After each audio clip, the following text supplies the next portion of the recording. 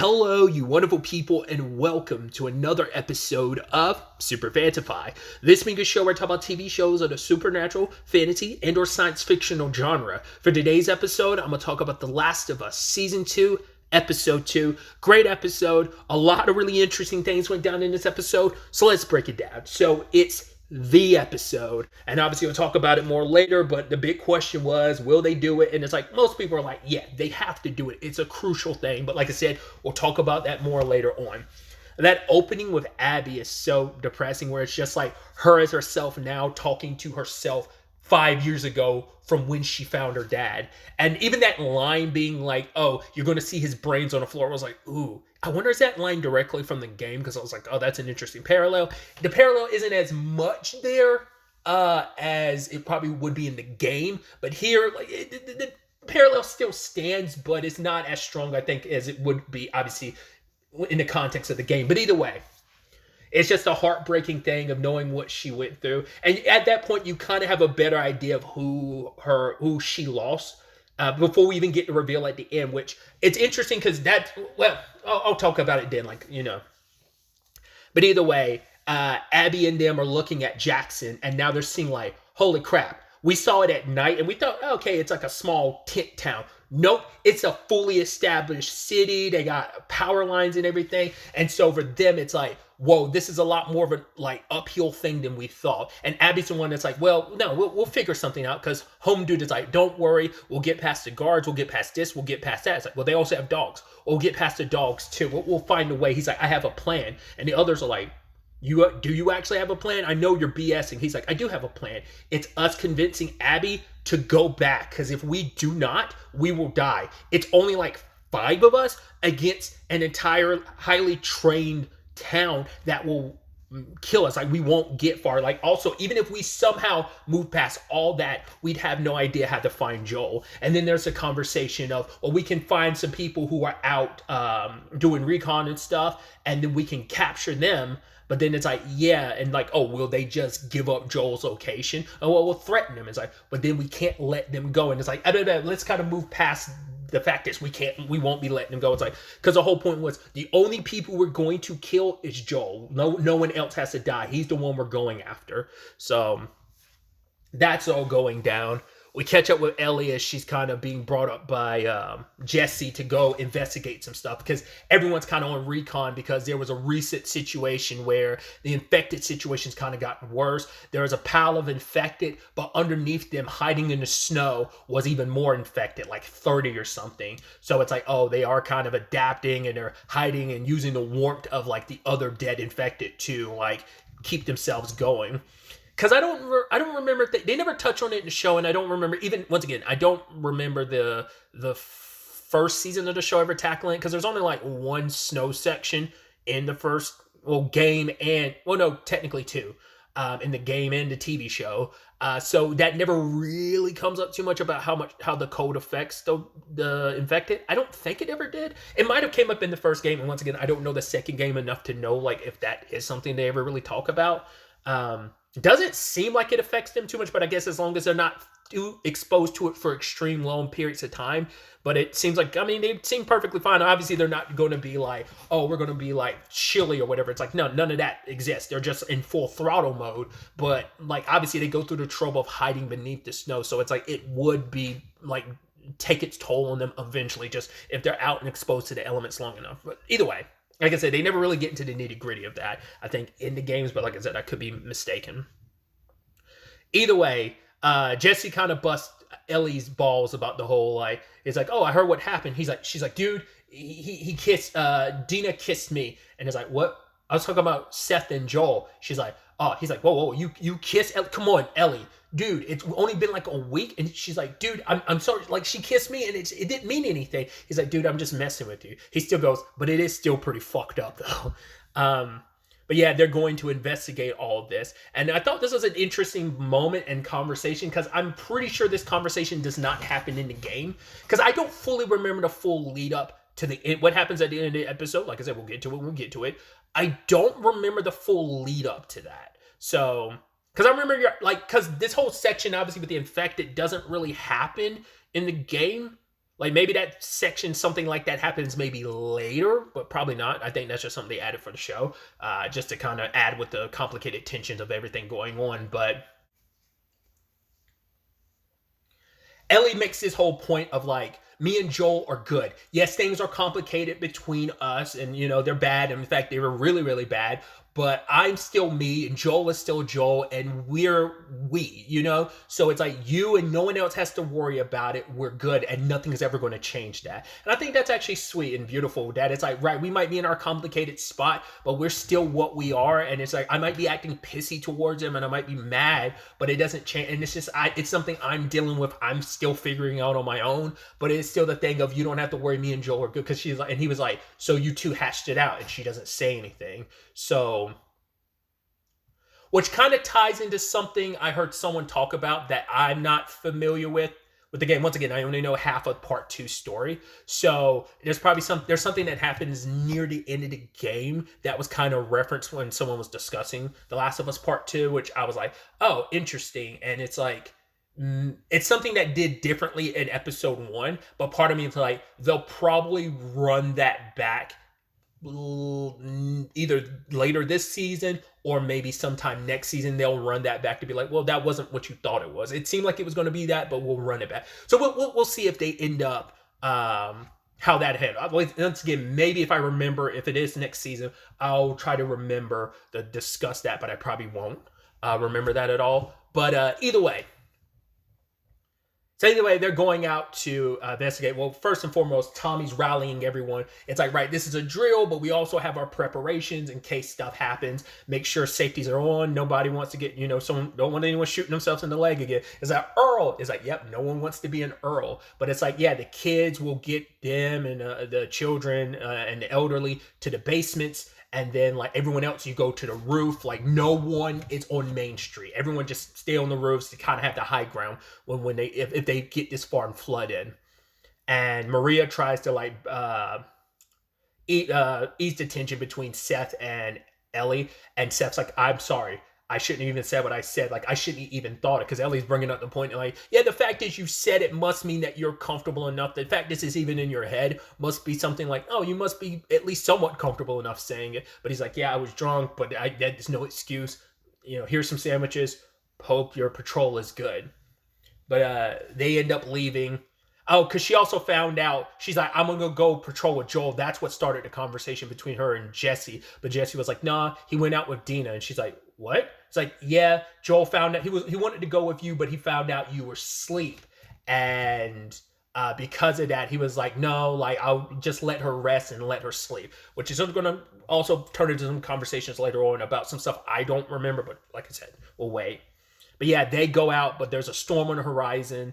It's interesting because it's like, oh, it's only hitting the mountain areas, which we know, like, well, higher up in in the mountainous areas is Abby and her crew, which Abby's out, keeping watch out in the freezing cold, trying to get a better look because she sees some horses, and it's like, oh, it's Joel and Dina. And as she goes, she slips, loses her gun, and then like stumbles across a horde of infected. She goes to hide, and then she's running away. That sequence in particular, especially the fence thing, kind of made me think of, kind of a spoiler, but not really. It reminds me of Train to Busan. If you've ever seen it, it's that train. It's that sequence where like those train cars are on its side and they're squeezing past them, and the infected are inside trying to get out. Like it reminds me of that section a lot. That is what immediately came to my mind. I thought it was so interesting that she ended up coming, like Joel came to her rescue. I was like, once again, I don't remember the lead up to that situation, because I'm like, I don't think that's how that goes down. But once again, the perspective switch in the game might give you that perspective. Once again, I just don't fully remember the lead up to it. So it might actually be the same, but it's the irony of like, yeah, you're saved by the guy, and you're like, oh, doesn't even know who he is until Dina's like, Joel, and she's just like, it's this guy. He's like, can you get up? Or you are infected and bitten? She's like, no, I'm good. It's like, all right, let's go. It's like, oh, my people. You're just like, oh, she's leading Joel to a trap. Especially later on when he's like, oh, I got to get back to Jackson. She's like, no, like, let's get to my friends. We have ammo. We can help out. And we can help you fight. You're just like, because she's not about to miss her opportunity now. It's like God heard her pleas for revenge, and it's like, he's right here. So we have all that going down. We have the Jesse and Ellie in Eugene's place. And I think that comes up later on because I do feel like I remember a section in the game where like Ellie was with Dina and they were getting high and there was a whole bunch of weed around. I don't remember if it was the exact same thing. Because I remember people talking about this. It's not something I know, but he's like a small character. There is a character named Eugene. I don't think he's necessarily the weed dude like he is in the game, but it's they're exploring that a little bit more and changing some things for the TV show. But yeah, this place was found by Eugene, and then Ellie finds out he used to be a Firefly, but he quit like over like back in 2010. So like it's been like 14 years. No, not more than that. It's been, what would be 17 years ago or something like that, because he would have died like potentially like last year or maybe a couple months ago. And Jesse's kind of like, man, it sucks that it went down the way that it did, but Joel had to do what he had to do, and says like, oh, it was just he couldn't be saved or whatever. And then Ellie kind of gets a little weird. She's just kind of like, yeah, and I'm like, does Ellie know how it went down? Because Gail seems to know how it went down with Eugene, but the fact is Jesse's kind of like, yeah, it is, like, you know, it is what it is, it sucks, but Joel had no choice. Gail makes it seem like, no, there was something else to that, like that death wasn't what everyone kind of thinks it is. And I wonder, does Ellie know? My immediate thought was, did Joel have to kill Eugene because Eugene is he used to be a Firefly. He quit because he wasn't into the whole killing people thing. But I wonder, did Joel have to kill him? I wonder, well, twofold. Either whatever happened to Eugene might have been because of Ellie, like Ellie did something or something happened related to Ellie that led to him getting bit or whatever and being infected, and Joel had to put him down. Or Eugene found out the truth about Ellie's circumstances and Joel killed him to keep quiet. Because there's only two people in town who know the truth about Ellie's situation, and that's three. Joel, Tommy, and I believe Maria knows. I actually don't remember. I think Maria doesn't know. I think it's not until this story that she finds out. Maybe. Actually, like I said, I don't remember now. I feel like I remember the conversations being had around Maria, but I don't, because it definitely didn't come up in season 1 to my recollection. So I don't think she knows the truth. I don't remember. Maybe she did, and maybe it did come up, and I legitimately just don't remember. But you know, either she knows or she doesn't know, but that still makes it so like only a handful of people know.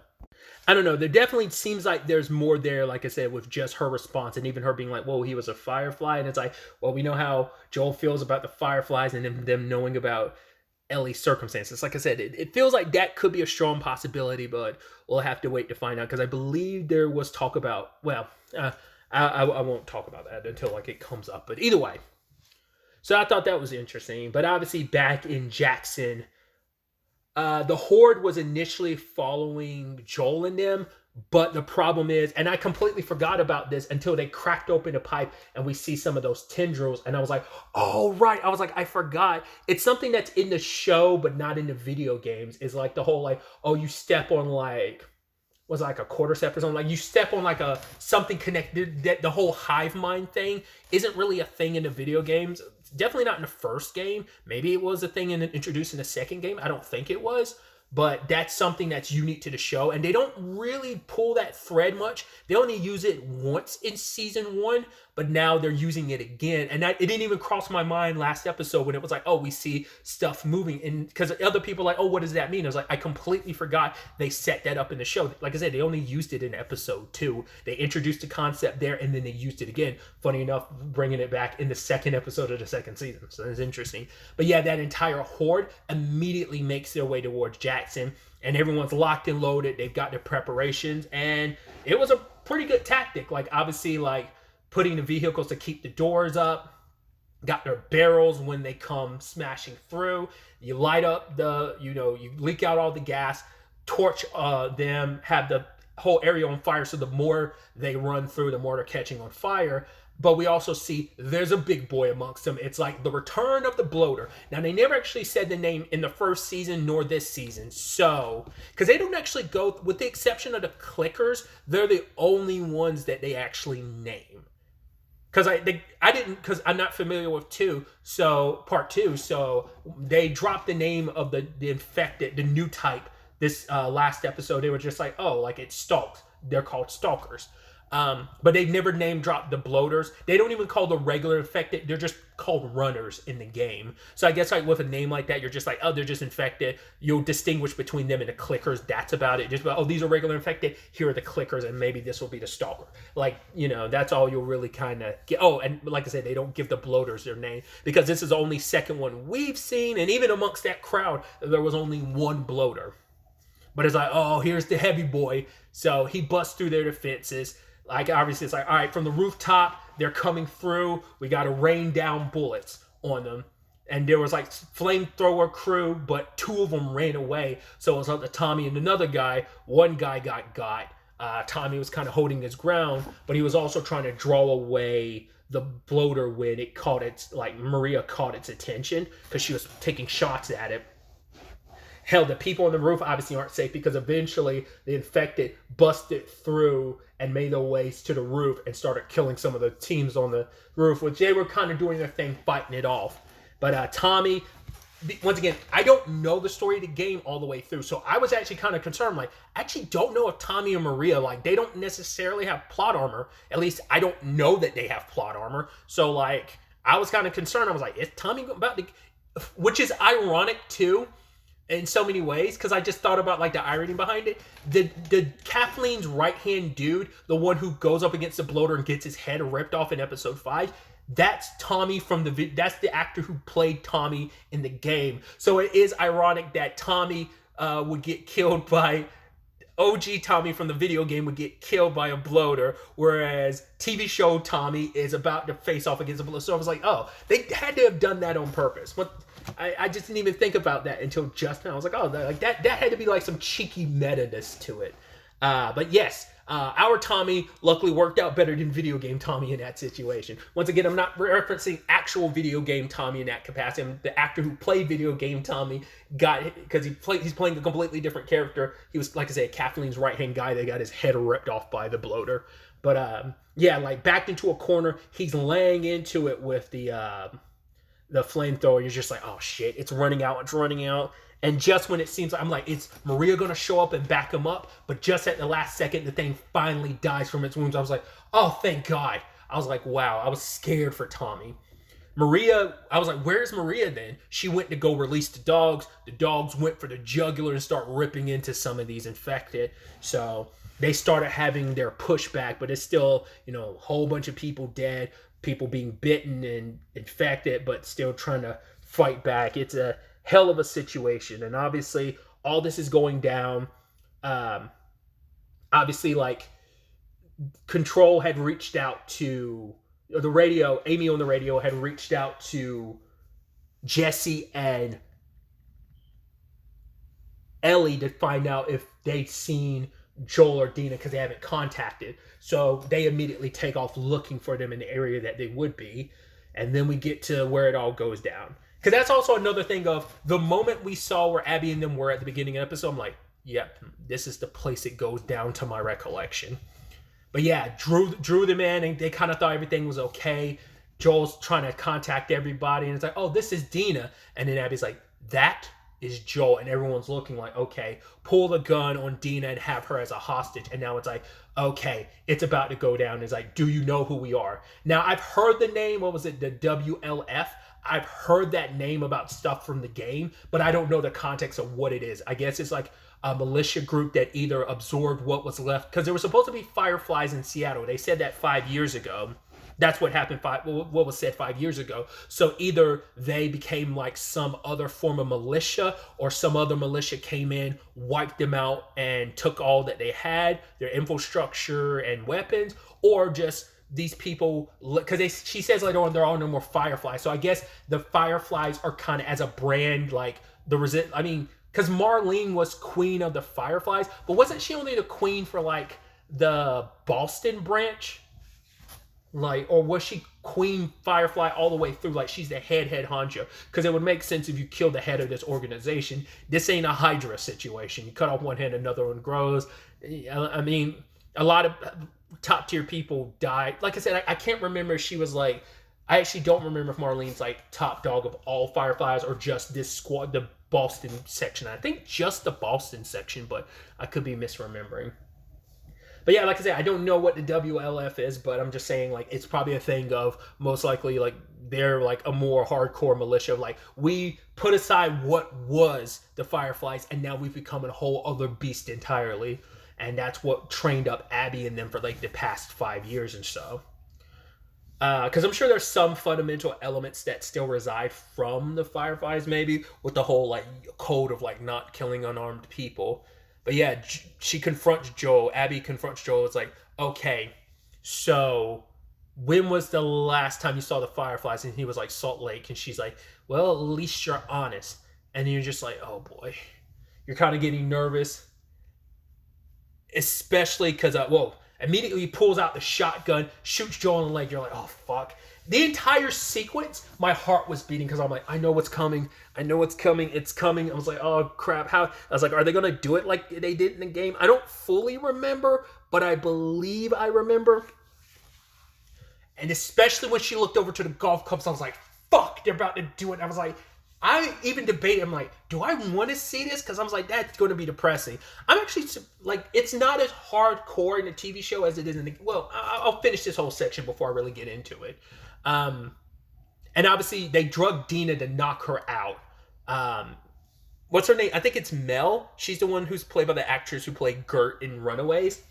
She's kind of the one the most resilient to all this. The others are, well, main dude that, I don't know if him and Abby are together or whatever. He's the one that's kind of like, he's kind of got a conscience about it, and so does Mel. The others are just like, nah, screw this guy. They were kind of like, yeah, it's time you got, yeah, they're like with Abby, they're all about the payback. The other two seem to be the, like, having the most resistance, especially Mel being like, because Abby was like, okay, you either answer our questions and let what's judgment come your way, or we're going to hurt Dina. But Mel was like, no, if that is Mel. And she's like, no, don't. And it's like, shut up.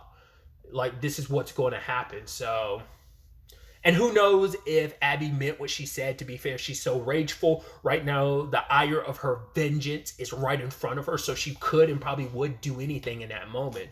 So, like I said, shotgun Joel in the leg. And the moment she looks over, well, she first, did her villain thing of being like, well, villain, I have to put that in quotes, but the cliche villain thing of like, oh, I'm going to tell you why I'm doing this and my grand plan. It's not really, once again, she's not really the villain. She's like villainous in our eyes because she's trying to kill Joel, but Joel wronged her first. Obviously, it's the complicated nature of this story, but just, obviously the world of The Last of Us in general.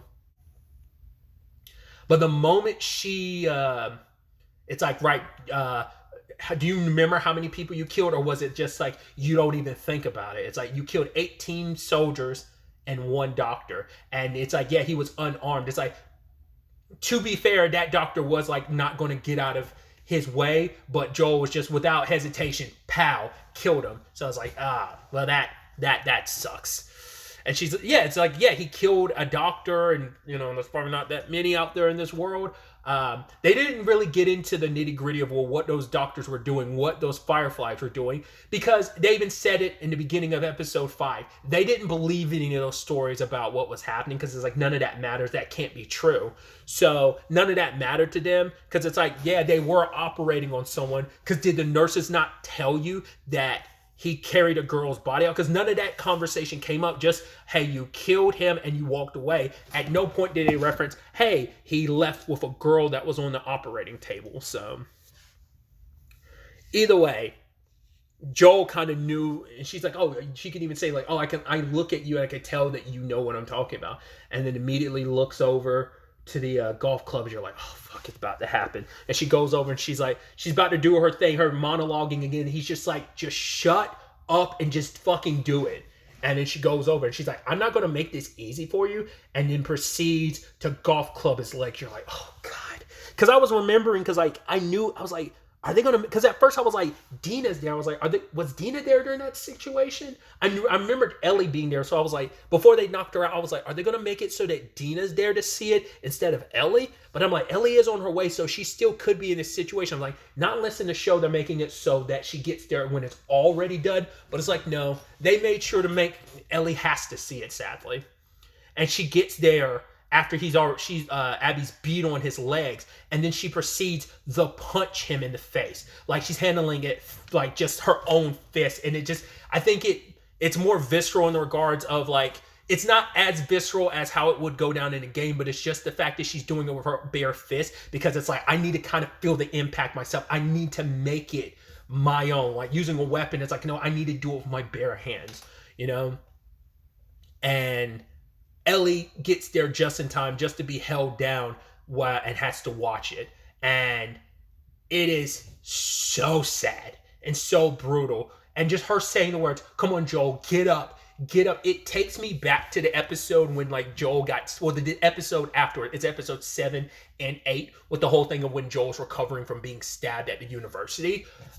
It reminds me a lot of that, where she's like, specifically it was episode 8 when the cannibal guys were coming after her, and she's like, "Come on, Joel, you got to get up, you got to get up." It's kind of that. And she's like, "Come on, Joel, get up." Like, especially for her, like Joel has been in tough situation after tough situation, and he's always managed to get up. Like nothing's ever been able to hold him down. But it also kind of goes back to his concern when he talked to Tommy last season in episode 6. He's like, "I'm older, I'm slower, like I'm, he's even older now, and it's like I don't know if I'll be able to protect her." And it's just like he kind of got caught off guard. Like we saw that happening in season 1. I mean, obviously it's like they got guns on you and they got Dina hostage, so there's not much you could really do in that situation. But it's like, after everything, this is how this goes down. But like I said, just the pain in Ellie's voice are just like, "Come on, please get up, Joel." And he can't even say anything to her. All he can do is look at her. And it's just like, and then like the dude is telling Abby, like, "Stop and end this now." And she does. She just stabs him in the neck. And just the entire time, Ellie's pleading. It's like, "Please don't. Please don't. You don't have to do this. Please don't." And then she kills Joel. You're just like, oh. And then her just being like, "I will kill you. I will fucking kill all of you." And that's the sad cycle of violence.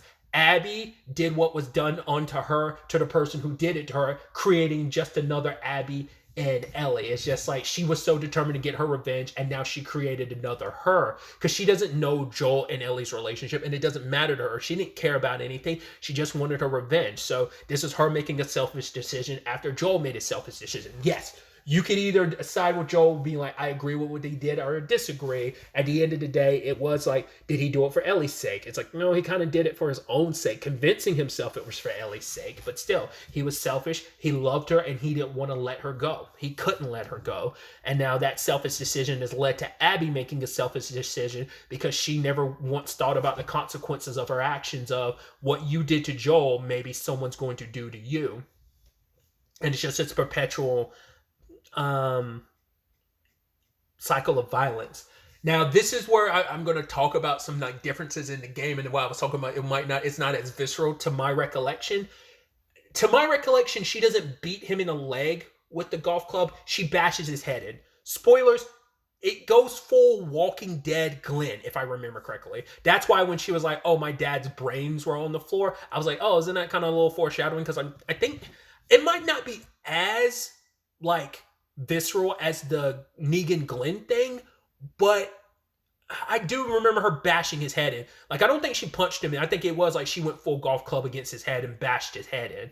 And I don't remember I know that it was pretty brutal and depressing in the game, but I don't remember like if it, I don't, like I said, I don't think it was that level of The Walking Dead brutal, but it was still pretty brutal. And for her just to end it with just like stabbing him, it's like, I think she just bashed his head in all the way through. So like it's not as hardcore. It's also interesting because like apparently like Pedro Pascal's character in Game of Thrones, I've never seen Game of Thrones. Apparently his character gets it pretty brutally in the show as well. So I was like, oh, it's kind of interesting. But I don't, like I said, I could be mistaken, but I don't think it's nearly as brutal in the TV show as it is in the game. But like I said, it's been years, so I could be misremembering.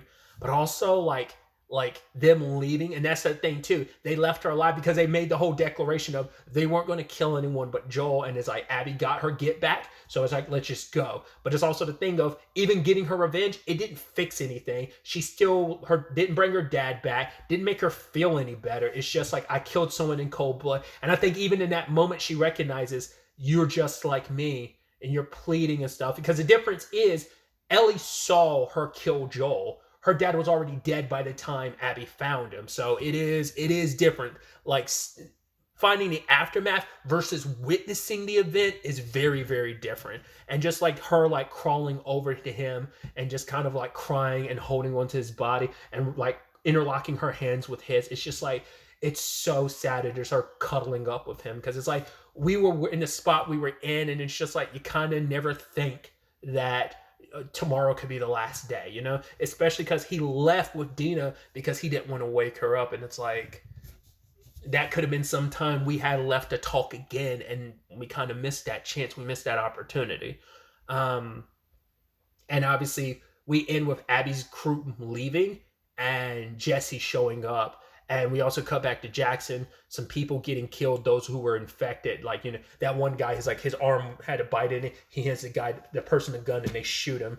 And, you know, it turns out Tommy and Maria are okay. They lost a lot of people, but they survived the horde. And then we end with Jesse, Dina, and Ellie coming back to Jackson with Joel's body. And you're just like, damn. And this is where I was. I'm going to talk about it more. This was the thing everyone, and I think I talked about it at the beginning a little bit, but this was the episode. This was the thing people are like, with the way episode 1 ended, they're like, well, it's got to be next episode. Some people had questions. It's like, are they going to do it at all, or will they change it? It's like, well, they kind of have to do it because it's a crucial part of the Last of Us Part 2 story. Some people had also wondered, are they going to move it around and they're going to put it later in the season? And they were like, nope. Episode 2, at the end of episode 2. And it's like, you knew it was going to be a stinger. I figured they would do it this episode, but I figured it would also be saved for the end of the episode. It's like, they got to leave you on such a heartbreaking, crushing thing. Because if you're also curious, it happens super early in the game. The game does a lot more bouncing back and forth, not only just with like the whole perspective of it, but also just like there are flashbacks kind of thrown in throughout. So I don't think we're going to get that as much. There might be a flashback episode or two, and we might get some of that sprinkled in, but for the most part, it's probably going to be a lot more straightforward than The Last of Us Part 2. Because the whole bouncing back and forth thing, especially the perspective switch thing, that is one of the most divisive elements of the game, and also Joel's death. Those are two pretty big divisive elements to this game, because like excluding weirdos, we're not counting weirdos. The general consensus of this game is very divisive. 45% of people love The Last of Us Part 2. 45% hate The Last of Us Part 2. And then 10% are somewhere in the middle. So, you know, and like I said, killing Joel, especially that early in the game, is a massive swing. And that's also a massive deterrent for a lot of people about this story. And there's a lot of issues people have where they just felt like the game was too long, it lost focus. That's, once again, criticism. Like I said, we're talking general, normal people, not weirdos online who have their own blah, blah, blah. But yeah, just the general consensus is that. So the big question is, how are general audiences who don't know this story, who are experiencing the Part 2 as it is now, like people who are hearing and seeing Joel die for the first time, what is that reaction going to be like? It's super morbid, but I'm so curious to see how people feel about this, because I'm sure people are like, well, Abby's after him, but he's going to get out of this. They're not going to kill Joel, and they did it. I'm so curious to see how like people feel about this. I'm also curious to see what the ratings are going to be about this episode the moment that comes out. And then people are just going to be like, oh my God, because it's a big moment, you know? The big moment for gamers, it's a big moment for the non-gamers. So it's going to be interesting to see where we go from here. Like I said, I remember some of the story, but I don't remember all the full plot beats of where we go after this, because obviously Ellie's like full blown, yo, I'm gonna find her, I'm gonna find them, and I'm gonna get my revenge, I'm gonna get my get back. It's revenge time, you know? So we'll see how it all shapes up and plays out going forward into the next episode. But really, that's all I wanted to talk about. Till the next time we meet, be happy, be safe, live life to the fullest, and enjoy it. good day, and goodbye.